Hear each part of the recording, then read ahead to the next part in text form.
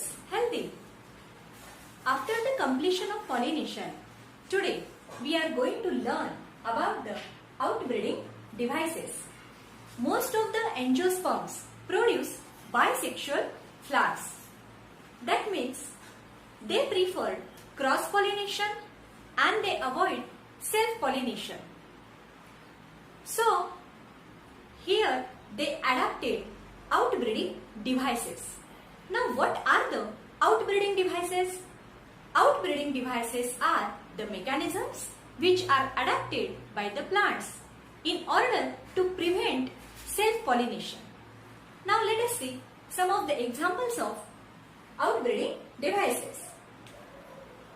First, unisexuality. Now, what is the unisexuality? Uni means what?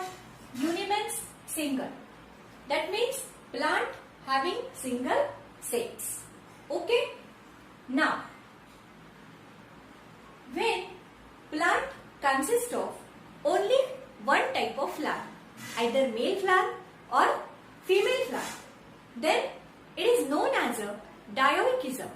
What? It is known as the dioichism.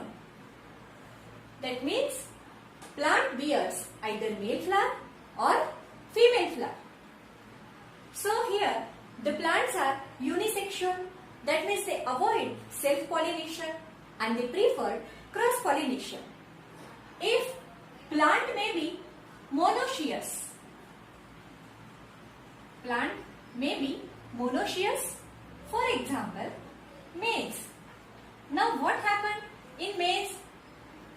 In these plants, male flower and female flower both are produced on the same plant. Then this condition is known as a monoecious, or it is known as the monoecious, and it prevents autogamy. Now second, if plant are dioecious, then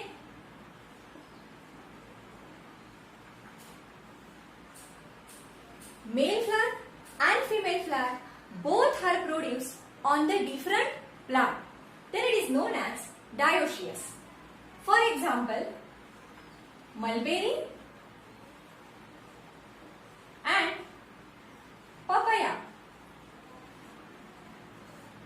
So, these plants prevent autogamy as well as geitonogamy. Understand? Now, what we studied in unisexuality, what we learn here in unisexuality, we learn about the dioichism. So, what is the dioichism?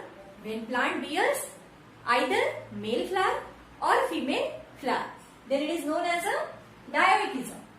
Then plant may be monoecious or dioecious. If they are monoecious, then male and female flower both are produced on same plant. For example, maize.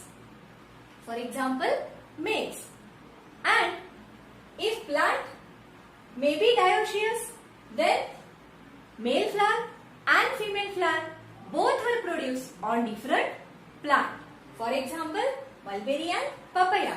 So in monoecious plant, they prevent autogamy, and in dioecious plants, they prevent autogamy as well as geitonogamy. That means here self-pollination is avoided and cross-pollination is preferred. Okay?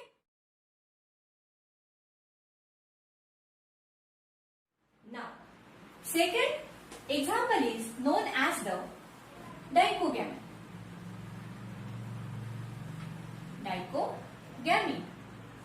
In this device, anthers and stigma both are matured at different time. That means here self-pollination is avoided and cross-pollination is preferred. It can be further divided into two types. First, protandry, and second is the protogyny.